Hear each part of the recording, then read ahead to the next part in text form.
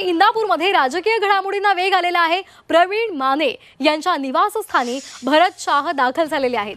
शिरूरचे आमदार अशोक पवार यांच्याशी बंद खोलीत चर्चा सुरू आहे। भाजपचे हर्षवर्धन पाटील यांचा आज राष्ट्रवादी काँग्रेसमध्ये प्रवेश होणार आहे। हर्षवर्धन पाटलांच्या पक्षप्रवेशामुळे प्रवीण माने नाराज असल्याची माहिती मिळते आणि त्यांची नाराजी दूर करण्याचे जोरदार प्रयत्न सध्या होत आहेत। इंदापुरात राजकीय घडामोडींना वेग आलेला आहे। या संदर्भात अधिक माहिती घेऊयात।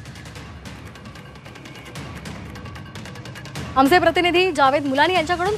जावेद, काय अधिकचे अपडेट्स मिळतात? इंदापूरमध्ये आता राजकीय घडामोडींना वेग आलेला आहे।